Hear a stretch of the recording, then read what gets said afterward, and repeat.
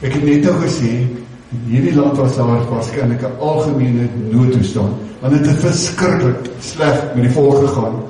Maar seker die donkerste tyd in hulle hele geskiedenis, want wat het gebeur? Hulle is weggevoer uit Jerusalem uit Babylonië toe. Hoekom? Omdat hulle nie geluister het na wat die Here sê. Die Here het ons gewaarsku, nie waar nie. Nou is hulle daar waarskynlik ook met 'n hele klomp selfverwyd. Hulle het haaglik met hulle gegaan. Hulle het letterlik alles wat van 'n spesiaal is verloor. Was moedeloos, hulle was hulpeloos, miskien magteloos ook. Verlede week het ons uit Esegiel 37 gelees, waar daar gepraat word oor hoe hulle oor hulle self dink en hoe mense oor hulle gedink het. Mense het gedink, hulle is soos dooie bene. En hulle het self ook gesê, daar is geen hoop vir ons nie, dit is klaar met ons. So amper asof hulle wil sê, dinge het alreeds te ver gegaan.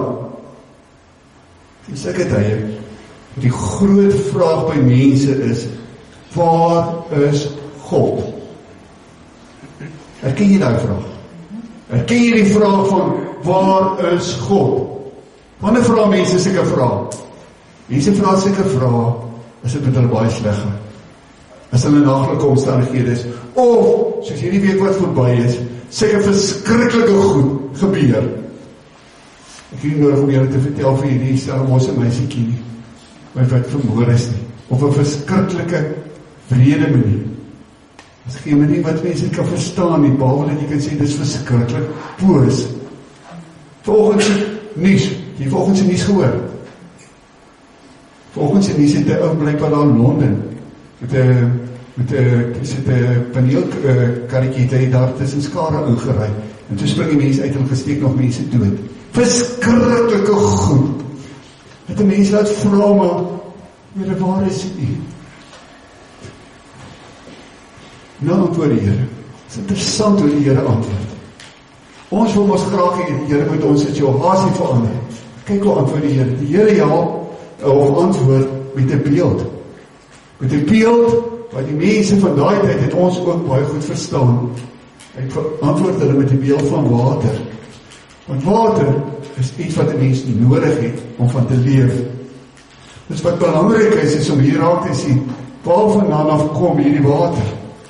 Hierdie water kom, sê vers 1, van die tempel af. Interessant, né?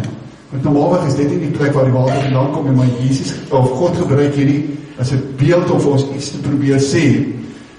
Nou die tempel, mense van daai tyd sou geweet het, die tempel is waar God is. So met ander woorde, hierdie water kom van God af. En dan gaan hy suid, het ons gelees, verby die altaar. Die mense van daai tyd sou dadelik geweet het, die altaar is 'n plek waar mense geoffer het. Dit was skielik 'n lammetjie of so kom offer, namens hulle eie sonde. En daarmee wil hulle nie net erken dat hulle sondig is nie, maar hulle het ook kon vra, Here vergewe vir ons. So is ook 'n plek van vergifnis. En dan kon ek uitstap daar, as iemand met 'n nuwe lewe. 'n Verder interessante ding is, hier word gepraat van oos-suid, alle windrigtings. Hierdie water vloei in alle windrigtings. Sluit ook in dat ander mense daardeur geraak word. En wat 'n verdere interessantheid is, waarskynlik die mees interessantste vir hierdie gedeelte is, dat anders as wat ons verwag het, vloei hierdie water. Want wat verwag ons gewoonlik? Ons verwag gewoonlik, veral daar in die Karoo, ek het altyd in groot geraak. So ek het nou gesien hoe die water loop as daar gereën word. Aanvanklik is dit 'n groterige stroompie, maar hoe verder ek gaan, hoe kleiner raak hy, en altyd lyk dit so amper asof hy sommer so in die sand wegsyfer. Weet nie of jy dit al so gesien het nie. So daar van groot, raak hy al hoe kleiner. Maar hier is dit net mooi anders op. Hier gebeur dit so dat dit raak al hoe dieper. Mense kom praat in terme van wat ons in hierdie prinsipie gedoen het. Hier raak dit meer en meer. En het 'n ongelooflike uitwerking, gevolg, effek. Daar waar die water kom, bring dit lewe. Weet nie of jy dit raak gesien het. Bome, vrugte, dan kom vrugte. Vrugte, weet jy mos, is daar verander. Wie is lief vir vrugte? Dit is 'n verskriklike goeie ding om lief te wees vir vrugte. Vrugte is daar verander. Dit is goed vir 'n mens. En dit bring genesing. Genesing beteken mos iets is siek. Dis mos so. Ek is nodig om gesond te maak, ek is nodig om heel gemaak te word. Baie mense was stikkend. En ons sal ook sê, ons mense is stikkend. En kyk wat die siek dinge word gedoen. En dan loop hierdie water in die dooie see in. En as in die dooie see inloop, daar word hierdie dooie see vars. Dit is 'n baie interessante beeld, want ons weet mos van die dooie see. Dooie see is regtig dood. Daar is niks van daar lewe nie. Daar is baie sout, ja, maar geen vis kan daar lewe nie. Hulle gaan net eenvoudig dood. Mense kon sê, dit is totaal onmoontlik. Ek weet nie of julle al dooie see gegoogel het, weet julle al? Kan gerus dit loop doen. Daar is prentjies van die dooie see, van mense wat daar in die dooie see dryf. Jy het dit nie eens nodig om te ontspan, jy dryf sommer daar. Ons wat daar 'n koerant lees, 'n boek lees, terwyl hulle so dryf. Party ons sit in tent daar, jy dryf, omdat daar niks is wat daar lewe in die liewe dooie see nie. Ons sou kon sê, dit is mos nie moontlik. Maar sien, by die Here is alles moontlik. Waar die stroom kom, het ons gelees, sal daar lewe wees. En ook versorging. Daar word gepraat van die nette wat daar lê. Mense kon vis vang, sodat hulle kos kon hê, vir hulle familie kon sorg.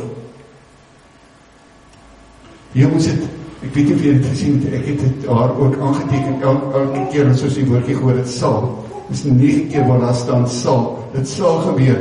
Daarmee wat die Bybel vir ons sê, wie jy Heinrich gesê, die eerste keer het nie gehoor het nie.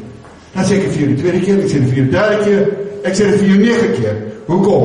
So jy kan weet, dit is baie beslis so, dat hierdie water, sê vers 12, kom van die Here af. En God maak dit anders. So in 'n tyd waar daar regtig wanhoop was, waar mense geneig is om vas te kyk in jou probleme, en die seer, en dit wat kon gewees het, kom God, en hy gee 'n nuwe prentjie van lewe. Ek het dit ook raak gehoor. En moet ek vra, sien jy dit ook mense, om in die lyn te wees met ons skrifgedeelte? Ons het dit gehoor, ons verstaan die beeld, wat 'n verrassende beeld is, maar verstaan jy wat regtig hier gebeur het? Wonder of jy weet dat hierdie selfde beeld kruis op 'n ander plekke ook in die Bybel. Ek noem vir jou net een. Openbaring 22. Openbaring 22 is ook 'n gedeelte waar mense gevoel het, ek het geen hoop meer. Hoekom? Want op daai stadium was Jerusalem weer eens verwoes. Jesus het ons gesê, in 70 jaar na Christus is Jerusalem weer verwoes.